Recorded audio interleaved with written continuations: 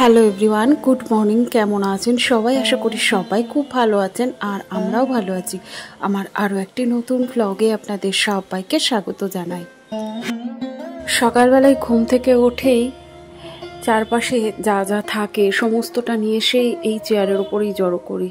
তো এই মুহূর্তে আর এগুলি ভাঁজ করার সময় নেই, কারণ সকালবেলায় যদি এগুলি ভাঁজ করতে বসি তাহলে অনেকটা সময় এই কাজের মধ্যে আমার ব্যয় হয়ে যাবে, আর যে কারণে কিন্তু অন্যান্য কাজগুলি করতে লেট হয়ে যাবে। তো যে কারণে আমি সব সময় এই যে জামাকাপড়গুলি এই চেয়ারের ওপরে একটা জায়গায় জড়ো করে রেখে দিই।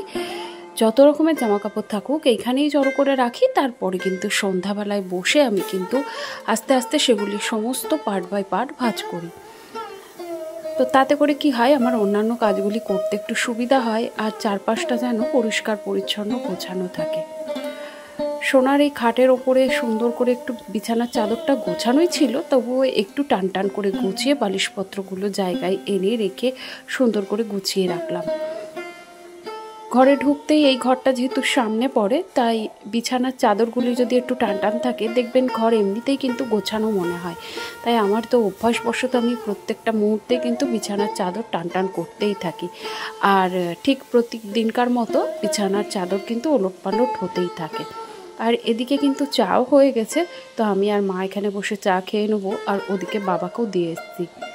সকালবেলায় 1 কাপ চা খেয়েছিলাম, তারপরে বেশ কিছু কাজ করতে করতে আবার কিন্তু মায়ের পুজো হয়ে গেলে দ্বিতীয়বার আরও একবার চা নিয়ে বসি। সকালবেলায় 2বার যেহেতু চা খাওয়া হয়ে যায়, তো যে কারণে খুব একটা খিদে পায় না। তবু আমার খিদে না পেলেও আমাকে তো ব্রেকফাস্ট রেডি করতেই হবে, তাই না? তো এই তো এদিকে ব্রেকফাস্ট রেডি করছি বাবার জন্য, কারণ বাবা তো 9টা থেকে 9:30টার মধ্যেই খাবারটা খায়।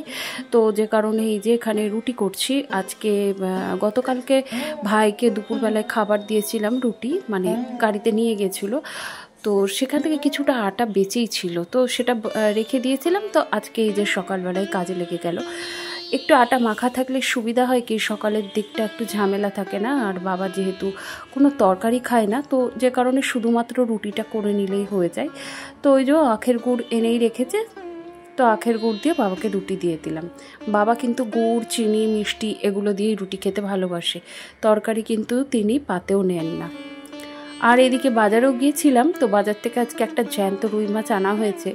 যদিও জ্যান্ত রুই মাছ আমার হাজব্যান্ডের, আমার মেয়ের খুব একটা পছন্দের না, তবে কি বলুন তো, রোজ রোজ না ওই কাটা মাছ বা কাটা পোনা মাছ খুব একটা ভালো লাগে না, রেগুলারের পক্ষে সম্ভব হয় না। আর যে পরিমাণ মাছের দাম, তাতে করে কি হয়, বাজার আমার যতটা রেট থাকে, যে আজকের বাজারটা যতটা মূল্যের আমাকে করতে হবে, তার মধ্যে দেখা যায় কি মাছ আনতেই সবটা ফুরিয়ে যায়, তবুও কিন্তু আমার দুবেলা কোলায় না।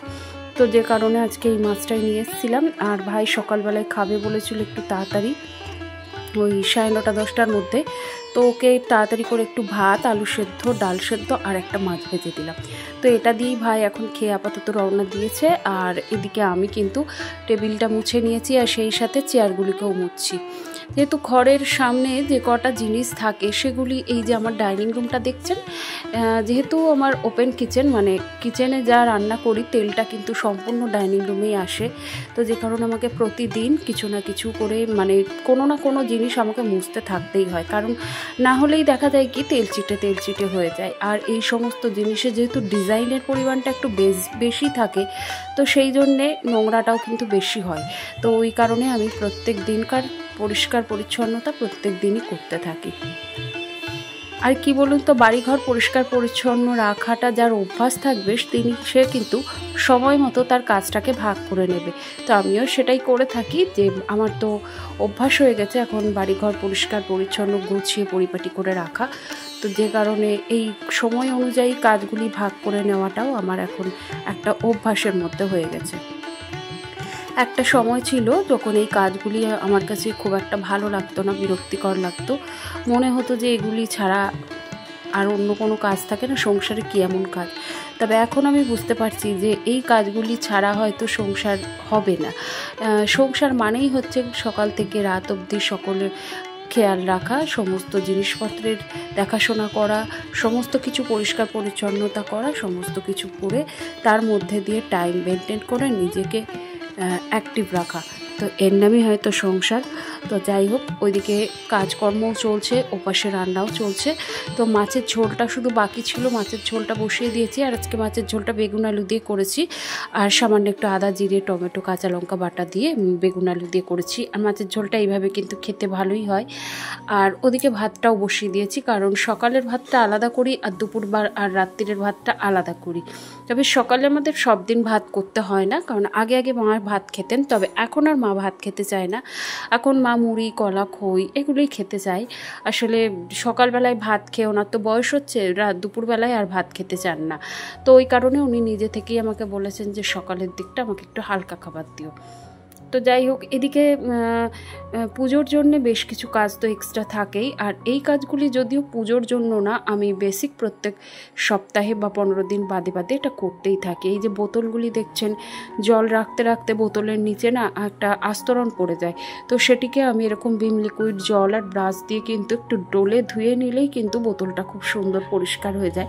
আর যে জলটা বোতলের ভেতরে ব্যবহার করি সেই জলটা দিয়ে কিন্তু বোতলের গা, তারপরে বোতলের খাপটা, এইগুলো সমস্তটা কিন্তু পরিষ্কার হয়ে যায়।